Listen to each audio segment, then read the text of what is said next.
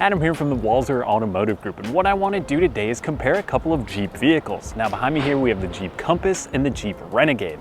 While there's a lot of similarities between the two, there's also quite a few differences. So we'll dive into the interior, the exterior, and see which one might be best for you. Let's start by looking at the Jeep Renegade. Now this is a vehicle that's been in Jeep's lineup for quite a while now, and for good reason. It's a great size, it's easy for getting around town, it's easy to park, and with its four-wheel drive system, it makes a great year-round vehicle. Now this one is going to have a 1.3-liter turbocharged engine, which is going to be paired to a 9-speed automatic transmission. So what that means is you're going to get about 29 miles per gallon on the highway, which is great fuel efficiency for a 4x4 vehicle. That's going to be, like I said, great in the Minnesota winters, if it's raining, or if you want to do a little bit of off-roading. Now this does come in a bunch of different trim levels. This one that we have here today is the Latitude trim, and this is going to add the preferred package. So this one is going to have a ton of equipment inside for the price point. Now keep in mind that most new vehicles, or the average new vehicle price in the US right now, is over $40,000. So this is going to fall well beneath that, and it's going to be a great all-around vehicle. Now most of the good stuff is going to be inside the Renegade, but before we do that, let's hop over to the Compass and we'll look at that exterior.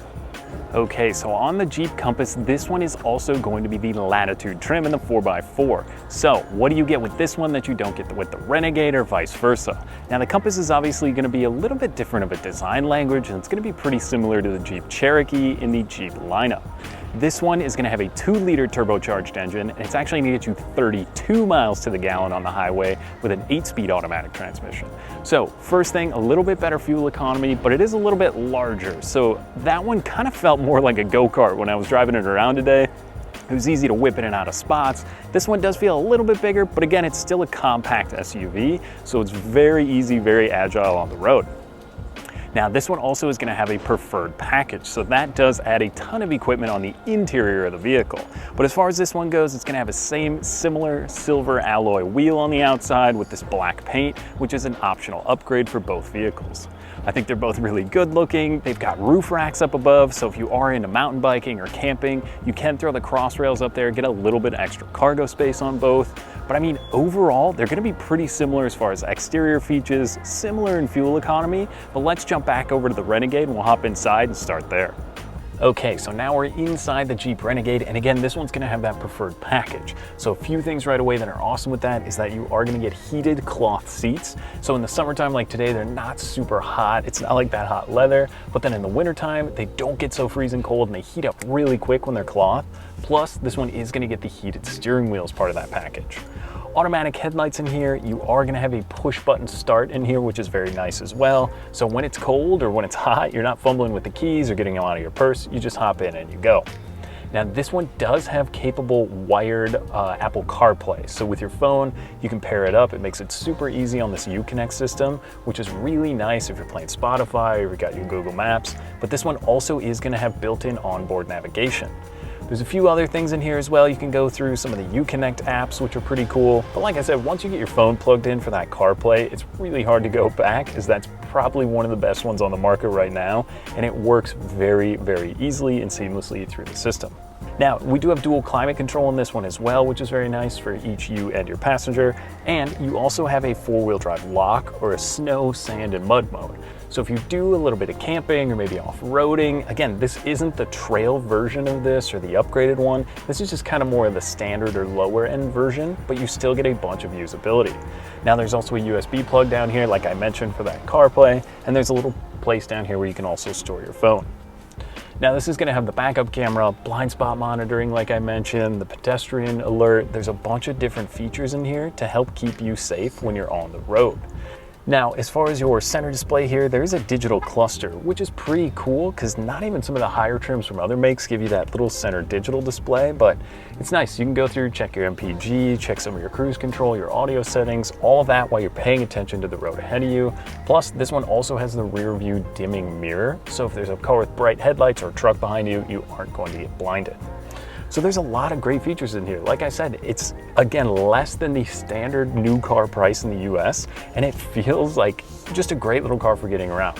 There's room in the back seats, so if you're putting a child seat in there, obviously it's going to be a little tighter than going to a mid-size or full-size SUV, but if you need to get it done, there is room in the back. Plus those seats do fold down, So you do have a 60-40 split, so if you're hauling any items around and not people, that does make it pretty nice to have that option.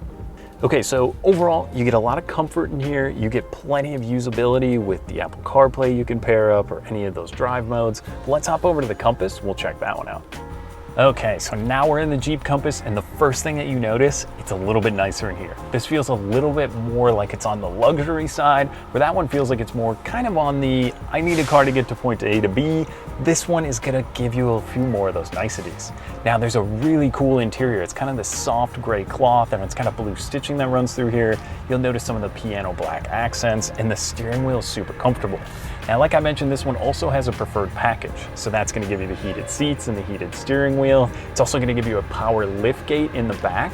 And similar to the Renegade, this one will have those 60-40 split seats. And if you aren't hauling people around, again, that's a great feature to have where you can, you know, we all get stuck somewhere, you buy something you maybe weren't supposed to, fold the seats down, throw it in, and you're good to go. Now this one in the back also is gonna have a USB plug and some vents, so your rear passengers are gonna be a little bit more comfortable. Now I did notice there also is a little bit more space back there. So like I said, if you've got the kids, if you're going around town, need a little extra space for the car seat, maybe the Compass is gonna be a little bit better for that. Now this one also keeps the buttons for the dual climate control. It's gonna have an automatic climate control as well as automatic headlights similar to the Renegade, but these are gonna be an LED style headlight with a little light beam across, just again, a little bit more luxury, a little bit more style. This one also is gonna have the larger, newer Uconnect system. So this one is gonna have wireless Apple CarPlay. I've got my phone paired up, so when I hop in, it's gonna give me my text messages that you can use your voice to respond to, Google Maps, Spotify, all that good stuff. Plus, you're still gonna keep all of the standard Uconnect features. The home screen is super cool. You can kind of set it up how you want. So if you wanna have your heated seats, heated steering wheel in there, your music, all your climate control can also be run through here, which is pretty nice. Now, like I said, the steering wheel, this one's gonna have a little bit larger display up here, so that's still that digital display. And again, it's gonna get a little bit better fuel economy. It's gonna be a little bit nicer inside, but what's that come with? A little bit higher of a price tag, right? It's not leaps and bounds more, but it is gonna cost a little bit more to get some of this stuff. Now, you're gonna have your snow as well as a sand and mud mode in here. So again, if you're doing any off-roading and you don't wanna go all the way up to the off-road trims or spend a little bit more, this is still a Jeep. It's gonna be very capable in those Minnesota winters, or if you get caught off-roading, or if you wanted to go off-roading on purpose rather, it's gonna do all of that stuff. And still, I mean, these kind of mock leather seats are super comfortable, and I love the blue stitching in here. And overall, I mean, if you're looking for a little bit more comfort or a little bit more luxury, this is obviously the one to go with. If you want to save a few dollars and get a car that's still very capable, has a lot of the same equipment, maybe the Jeep Renegade is a better option for you. But I think you got to get out, drive them both, see what you think. They do have different driving styles when you're on the road. Like I said, that one seems a little bit more zippy, a little bit easier to kind of get around. This one is just going to be a little bit larger feeling. That one I did notice is a little bit easier to see out of too, which is great. But overall, get out and drive one. See what you think. Okay, so that was just a quick look at the Jeep Renegade and the Jeep Compass. Now, if you want more information, you can visit us online at walsercjd.com or walser.com. We'd be happy to help you out if you just stop on in, take a test drive, see what you think of either one of these Jeep models. Thanks for watching.